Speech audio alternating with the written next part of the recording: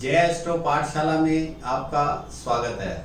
जैसा कि हम प्रश्न कुंडली पर बात कर रहे हैं, आज प्रश्न कुंडली में बात करेंगे ग्रह अवस्था फल की। जब हमारे पास कोई जातक प्रश्न लेकर आता है तो हमें कार्य सिद्धि के लिए क्या क्या देखना होता है। लग्नेश की स्थिति देखनी होती है, कार्येश की स्थिति देखनी होती है, उनका बल देखना होता है और चंद्र का बल देखना होता है। ये तीनों महत्वपूर्ण हो जाते हैं। अब जो ग्रह की अवस्था किस प्रकार की होगी उसके हिसाब से फल मिलेगा। ग्रह कौन कौन सा देखेंगे, कार्येश का ग्रह देखेंगे और लग्नेश को देखेंगे। जो उसका कुंडली में लग्नेश बनेगा उसका जो ग्रह होगा उसका बल देखेंगे, उसकी अवस्था देखेंगे, और कार्येश जो बनेगा उसके बल की अवस्था देखेंगे। अगर ये दोनों मजबूत हैं तो उस अवस्था में क्या फल आता है।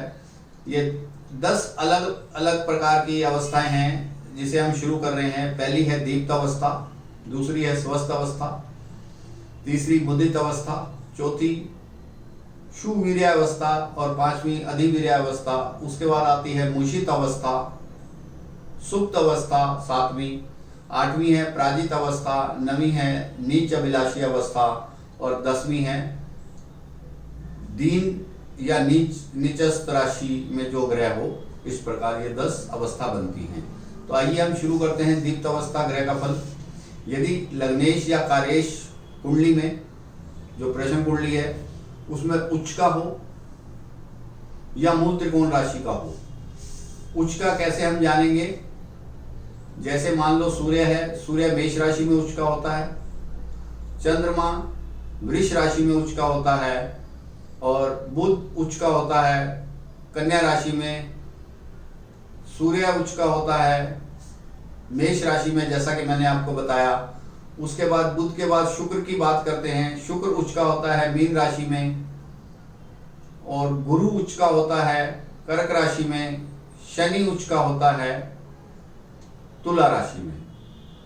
तो यदि ग्रह उच्च का हो तो कैसा फल देगा, और मूल त्रिकोण का हो। मूल त्रिकोण राशियां क्या हुई इसकी, मूल त्रिकोण राशियां हैं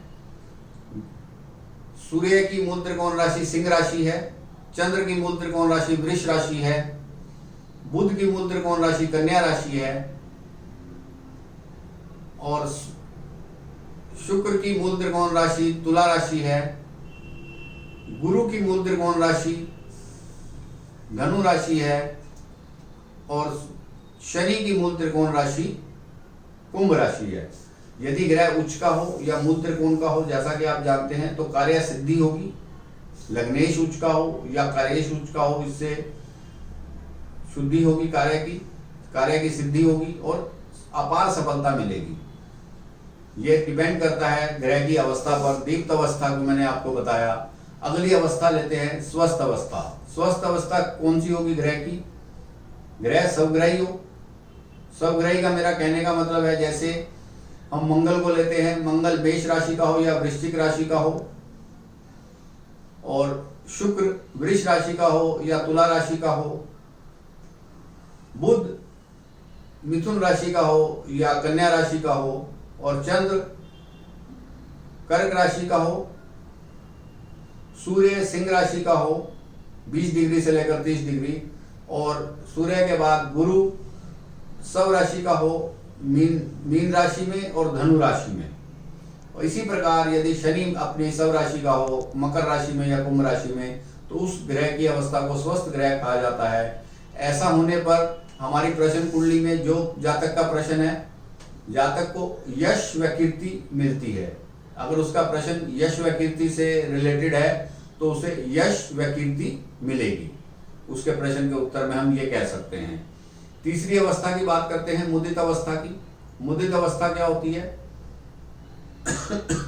ग्रह मित्र राशि में बैठ जाए।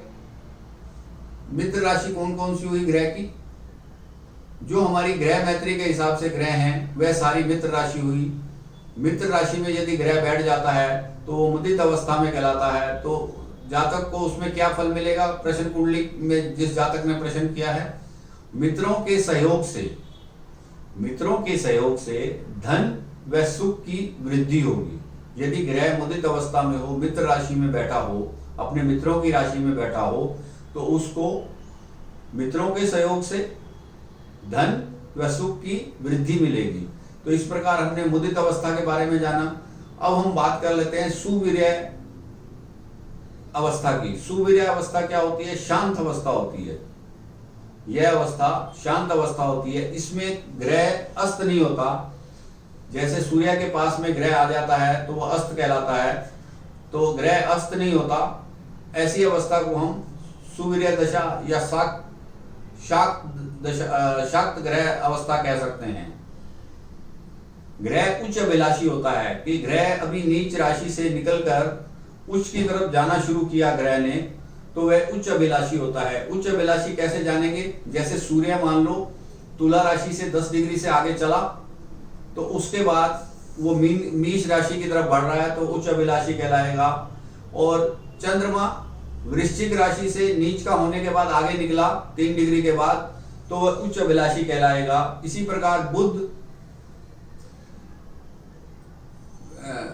कन्या राशि से मीन राशि से 15 डिग्री के बाद आगे को बढ़ा तो वह उच्च अभिलाषी कहलाएगा। और जो शुक्र है कन्या राशि से आगे निकलेगा नीच होने के बाद, वह उच्च अभिलाषी कहलाएगा। इसी प्रकार शुक्र के बाद बात कर लेते हैं गुरु की। गुरु ग्रह मकर राशि में नीच का होता है। जब मकर राशि से परम नीच से आगे बढ़ेगा तो वह उच्च अभिलाषी कहलाएगा। और इसी प्रकार शनि ग्रह मेष राशि में नीच का होता है 20 डिग्री पर। जब वो 20 डिग्री पार कर जाएगा मेष राशि की और तुला राशि की तरफ बढ़ेगा तो हम उसको उच्च अभिलाषी कहेंगे। ऐसा ग्रह शाक्त ग्रह कहलाता है, सुवीर्य ग्रह कहलाता है। ऐसी स्थिति में कारेश या धनेश, लग्नेश और कारेश दोनों में से या दोनों इस स्थिति में हो तो जातक को क्या होगा? जो उसका प्रश्न है, धन लाभ होगा, वाहन सुख मिलेगा। यदि वाहन का वो प्रश्न उसने किया है तो वाहन सुख मिलेगा, वह वैभव मिलेगा जातक को। ऐसी स्थितियां बन जाती हैं प्रश्न कुंडली में। अब हम अगली अवस्था की बात करते हैं, अधिवीर्य अवस्था। अधिवीर्य अवस्था क्या होगी? इसमें ग्रह शांत हो जाता है। ग्रह शांत कैसे होगा? ग्रह अपने शुभ राशि में बैठ जाए, शुभ ग्रह की राशि में बैठ जाए यदि कोई ग्रह, तो वह उसको हम शांत अवस्था कह सकते हैं। जैसे ग्रह अपने मित्र की राशि में बैठ जाए, मैंने पहले आपको बताया। और शुभ राशि कौन कौन सी हुई? ग्रह की शुभ राशि है, जिन ग्रहों की शुभ राशि कहलाई जाती है, जैसे चंद्र की कर्क, बुध की मिथुन और कन्या, शुक्र की वृष और तुला तथा गुरु की धनु व मीन। यदि ग्रह इन राशियों में बैठ जाए तो हम उसे शांत अवस्था में कहेंगे, अधिवीर्य अवस्था में कहेंगे। या ग्रह शुभ वर्गों में बैठ जाए, जैसे हमारा नवांश कुंडली में ग्रह इन राशियों में बैठ जाए, 4 नंबर राशि कर्क की राशि, बुध की राशि 3 और 6 और शुक्र की राशि 2 और 7 और गुरु की राशि 9 और 12 में वर्गों में, जैसे नवांश कुंडली में बैठ जाए या दृष्टान कुंडली में बैठ जाए या षडवर्ग जो हैं उनमें कहीं भी ये इन राशियों में बैठ जाए तो उस ग्रह को हम शांत अवस्था में कहेंगे। ऐसी स्थिति में जातक को मान प्रतिष्ठा मिलती है, वह सत्ता का लाभ मिलता है। ऐसी स्थिति में जातक को मान प्रतिष्ठा मिलती है, वह सत्ता का लाभ मिलता है। तो अभी हमने इस वीडियो में बात की 5 ग्रह अवस्था की। पहली मैंने आपको बताई दीप्त ग्रह अवस्था, दूसरी स्वस्थ ग्रह अवस्था, तीसरी मुदित ग्रह अवस्था, चौथी सुवीर्य ग्रह अवस्था और 5वीं अधिवीर्य अवस्था। अगली वीडियो में हम बाकी 5 अवस्थाओं की बात करेंगे।